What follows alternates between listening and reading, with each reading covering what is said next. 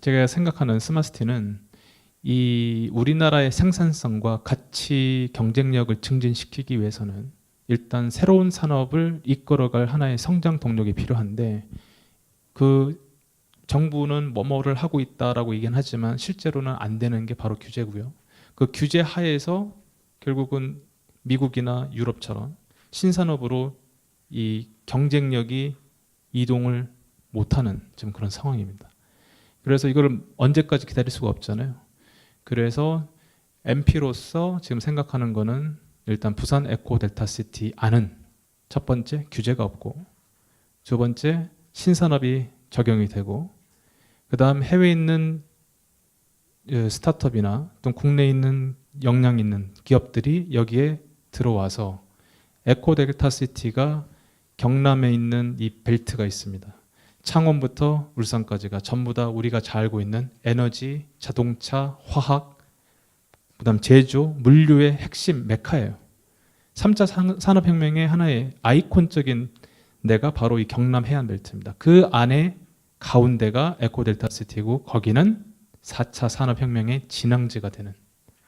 그래서 전 세계적으로 벤치마킹을 하는, 우리가 보통 가장 혁신적인 도시가 어디입니까? 보통 요즘에는 런던, 그 다음에 에스토니아 탈린, 뭐 베를린, 또는 미국의 보스턴, 뉴욕, 실리콘밸리 이렇게 얘기하는데, 거기에 부산의 에코델타시티가 딱 찍히는, 우리가 정하는 게 아니고 세계에서 봤을 때 에코델타시티가 가장 모범적인 도시로 가는 방향으로 만들려고 하는 게 MP가 지금 그리고자 하는 구상의 내용이고요.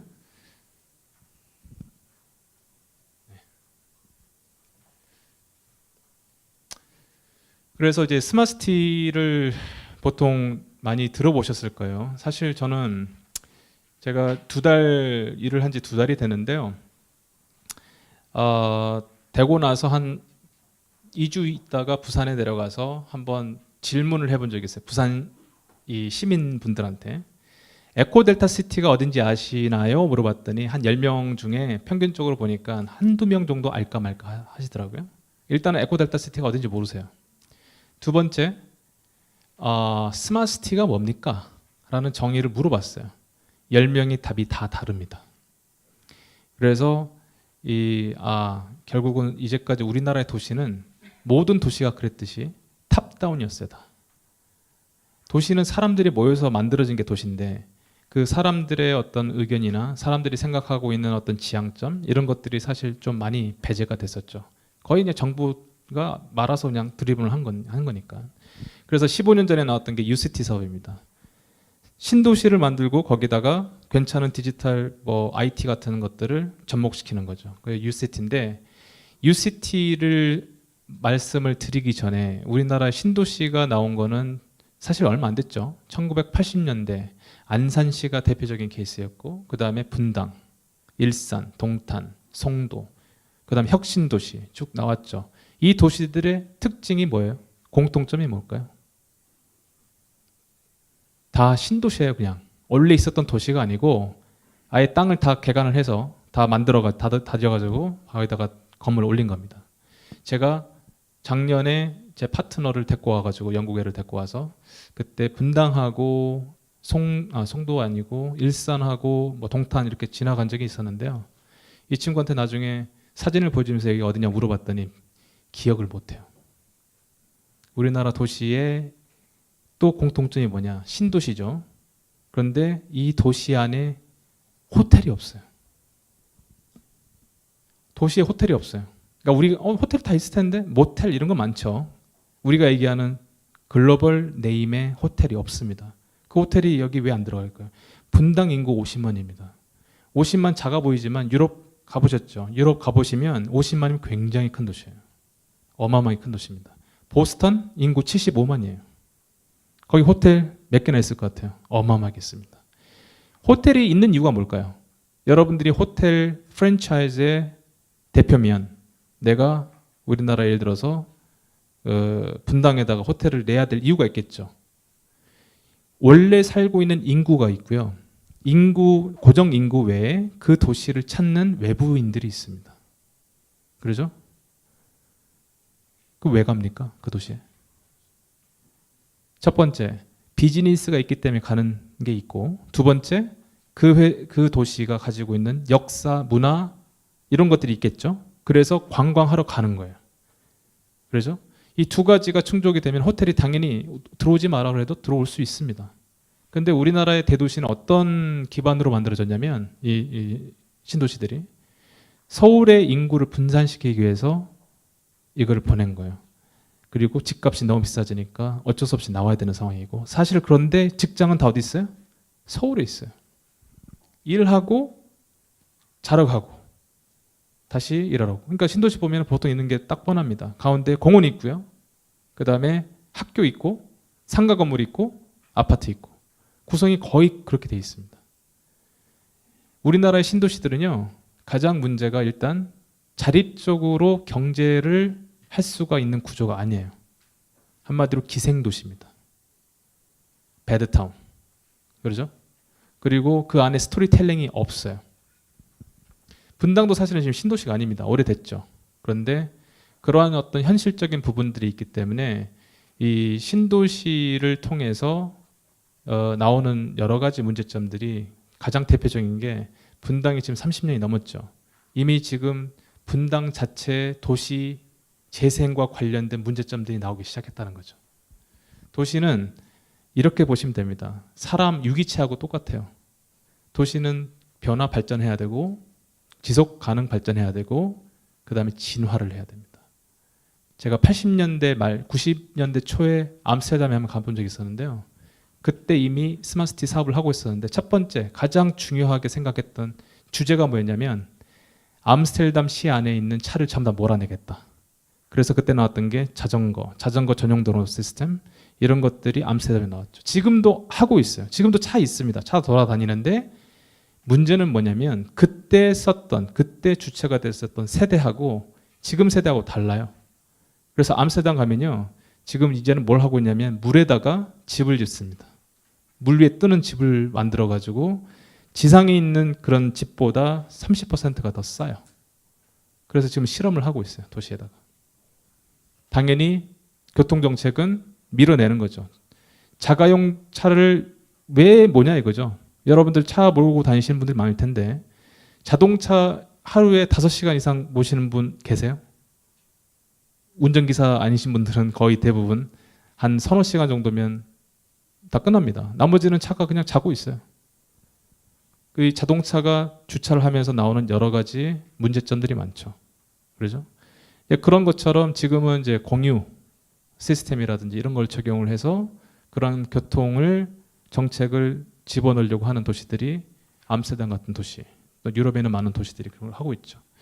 그래서 이 스마트시티는 근본적으로 가장 핵심이 사람들이 가장 살고 싶은 사람 중심, 사람의 생각을 가지고 도시가 진화 발전하고 도시가 똑똑해지고 사람도 똑똑해지고 하는 그러한 연관관계를 넣겠다는 게 지금 스마트시티의 하나의 본질적인 측면입니다. 옛날처럼 우리나라처럼 뭐 이제 아파트 만들고 상가 건물 만들어서 파는 그런 분양 사업이 아니라는 거죠. 그리고 전 세계 인구가 지금 거의 이제 100억 가까이 이제 되잖아요. 이제 문제 심각하죠. 최근에 시진핑 정부가 뭘 하려고 했냐면 500개 스마트시티를 만든다고 발표를 했어요. 플러스 300개 스마트 타운을 또 만들겠다고 발표했습니다. 그 타운이 우리나라로 따지면 마을이거든요. 그런데 중국이 약간 스케일이 좀 다르더라고요. 타운이 조건이 인구 50만 이하입니다. 그러니까 다 뭐냐면 신도시를 만들겠다는 거예요. 생각을 해보십시오. 신도시를 만들겠다는 것은 자연 녹지가 없어진다는 얘기죠. 그리고 기존에 있었던 도시는 문제를 그냥 방치를 해두고 또 다른 도시를 만드는데, 또 다른 도시를 만들면 또 문제가 발생하고 또 안 되겠으니까 또 만드는 거죠.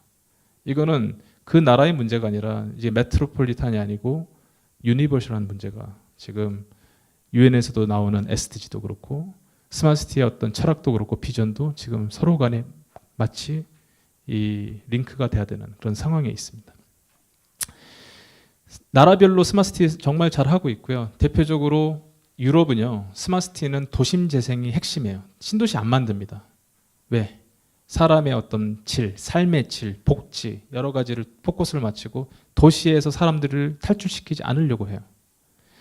우리나라 그 전라도에 목포 있죠. 목포 가보신 분 계시나요? 목포 가면은 옛날 원도심이 있고요. 굉장히 유서가 깊은 도시죠. 그렇죠. 일제시대 때부터. 그런데 옆에 하당이라는 신도시를 만들었어요. 10몇 년 전에. 지금 원도심 가면은 사람들이 거기 인구가 다 빠졌어요. 노인분들밖에 안 계세요. 다 하당에 가 있는데 하당에 가면 다 아파트. 그냥 우리가 알고 있는 신도시입니다. 그런데 해외에 있는 외국인들이 목포에 가면은 하당을 갈까요? 원도심을 갈까요? 원도심을 갑니다. 원도심을. 이게 그래서 우리가 만드는 신도시 정책이 기존의 신도시만 포커스를 하게 되면 나중에 돌이킬 수 없는 이 부담감이 엄청나다는 거예요. 재정적인 부담감도 있고 여러 가지 좀 사이드 이펙트가 나올 수밖에 없습니다. 그래서 반드시 신도시와 도심 재생은 밸런스를 갖춰서 가야 됩니다. 제가 지금 생각하고 있는 부산의 에코델타시티도 거기에 어떤 철학을 두고 있습니다. 왜? 에코델타시티 지금 아무도 없거든요. 땅 고르기 지금 거의 끝나가고 있는 상황이라서 아무도 없습니다. 그 안에 누구를 데리고 오느냐가 저는 가장 큰 컨선이에요. 무엇을 짓겠다가 아니죠. 누가 살게끔 만들 것이냐, 누가 들어오게끔 할 것이냐. 이게 첫 번째 명제입니다. 그러면서 그 데이터를 모으는 게 중요해요. 도시는 기반이 데이터입니다. 또 데이터가 우리나라 지금 규제가 어마어마하죠. 그래서 그런 부분에서 원도심에서 데이터를 캐고 데이터를 스마트하게 만들고 그러한 부분을 기반으로 해서 도시를 에코델타시티를 건설을 하는데 서로 간에 시너지 효과가 날 수 있게끔 하겠다. 이런 말씀이었고요. 그래서 핵심 가치와 비전은 지금 일단 사람 중심, 사람이 와야 되고요. 어떤 사람이 오느냐가 정말 중요합니다. 똑똑한 사람, 혁신적인 사람들이 와서 마음껏 거기서 뭔가를 할 수 있게끔 이 판을 짜주자는 거죠. 그러면서 아마 2022년도에 이제 입주가 시작이 되는 2022년도에 EDC는 혁신 기업들이 어마어마하게 들어올 거고요. 그 중에 절반 이상이라고 말씀드릴 수가 있을 것 같은데 다 글로벌 업체들이 들어올 수 있게끔 그런 판을 짤 생각을 하고 있습니다. 이 안에서 어떤 핵심 밸류는 지속 발전할 수 있게끔 하는 공유 경제, 그다음 환경. 거기가 지금 낙동강물이 있고 이러다 보니까 거기가 이제 물을 활용해서 할 수 있는 부분이 좀 많습니다. 그런 하나하나의 요소들의 서비스나 기술들이 미래 기술들로 장식이 되는 거죠. 그럼 원도심 측면에서 봤을 때는 지금 사실 부산은요 문제가 좀 많습니다. 1950년 그 한국 전쟁 6.25 전쟁 때 피난민들이 다 이리 몰려갔죠. 저도 개인적으로는 제 외가 분들이 피난을 하셔서 여기에 정착을 하셨어요. 그러다 보니까 이 계획 도시가 없습니다. 지금 나온 거는 센텀이나 또는 해운대가 좀 있겠지만 기존의 원도심에 해당되는 중앙동 위쪽으로 해서 영도상공지 이쪽 감천마을 이런 데가 다 보면은 아주 무계획이에요 다. 그러다 보니까 사람들이 와서 먼저 살기 시작하고 마을을 이루고 동을 이루고 그러면서 이 도로가 발전이 되는데 지금은 일단은 보시면 아시겠지만 산이 너무 많고요. 도로를 만들 수가 없어요. 이 부산이 가지고 있는 가장 큰 문제점 중에 하나가 교통입니다. 교통을 어떻게 4차 산업과 연결시킬 것이냐, 교통을 어떻게 혁신시킬 것이냐, 그런 데도 제가 관심이 있고요. 그 다음에 영도가 어떻게 보면 도시 안에 있는 섬이죠. 어떻게 보면 굉장히 좋은 컨텐츠입니다. 이거를 지금 이제 저희가 생각했을 때는 새로운 어떤 판을 만들 수 있겠다. 그래서 뭐 여기는 지금 시범 서비스의 얘기 때문에 이거를 여기서 하는구나 이렇게 받아들이시면 안 되고요. 다시 한번 말씀드리겠습니다만 제가 일단은 드래프트로 그렸을 때 이러이러한 것들이 가능할 수 있겠구나라는 지금 생각은 갖고 있습니다. 이 블록체인에 대해서는 따로 설명을 드리진 않겠습니다만 지금 에스토니아 아까도 나왔습니다. 에스토니아 가면요 주민증이 블록체인으로 되어 있어요. 에스토니아 인구가 150만 명인데 전 세계 최초로 만든 주민등록증 자체가 블록체인으로 다 기반화되어 있습니다. 그래서 아무튼 블록체인을 많이 활용을 할 건데 블록체인의 핵심은 P2P죠. 그래서 이 부산이라는 도시 EDC가 거대한 에너지 플랫폼으로 만들 수 있게끔 일단 고민을 하고 있는데 여러분들이 만약에 차가 있다, 여러분들 집이 부산에 있다 그러면 집에 있는 연결되어 있는 ESS 시스템으로 연결해서 여러분들이 전기를 팔 수가 있어요. 누구한테? 한전 말고 다른 사람한테 팔 수가 있고, 파는 것도 기존의 원화로 하는 게 아니고 토큰 형태로 해서, 우리가 지금 비트코인이 그런 개념이 아니라 트레이딩을 하는 게 아니고 실제로 암호화폐는 이런 데 쓰이는구나 라는 것들을 제대로 구현시켜주는 플랫폼을 지금 고민을 하고 있습니다. 그리고 물이 많고 바다가 앞에 있기 때문에 물을 활용할 수 있는 그런 관련된 IoT 관련 기술들 또는 물과 관련된 물관리 기술들을 많이 좀 적용을 해보려고 하고 있고요. 그리고 스마트시티는 UCT하고 달리, UCT는 건물이 올라가기 때문에 눈에 보입니다. 자동차 운전하시고 딱 가시면은 건물 올라가면 저기 도시가 생기는 거야, 이게 알 수 있는 거잖아요. 근데 스마트시티는요, 원래는 기존에 있었던 사람들이 사는 이 도시의 재생에서 시작이 된 거기 때문에 사실 거의 대부분 80~90%는 눈에 보이지가 않아요. 핀텍 눈에 보이나요? 안 보이죠. 그렇죠? 가상은행 보이나요? 안 보여요. 그렇지만 인프라 부분들은 보여줄 수 있는, 어떻게 보면 정말 획기적인 이런 부분들을 지금 현재는 생각하고 있는 하나의 예시 중에 하나입니다. 근데 이것도 아직 고려를 하고 있고 논의 중이기 때문에 뭐라고 하기는 좀 그렇고요. 그래서 선도 기술들이 부산 원도심, 그 다음에 에코델타시티하고 연결을 해서 어떻게 한번 그룹핑을 해서 한번 해보겠다라는 지금 보관은 가지고 있습니다. 에코델타시티를 지금 가보신 분 아무도 안 계실 거예요. 그럼 가봤자 지금 뭐 트럭, 뭐 건설용 차량 이런 것밖에 없기 때문에, 보시면 아시겠지만 위에가 이게 지금 어떻게 되어 있냐면은 서쪽에서 보는 모습입니다.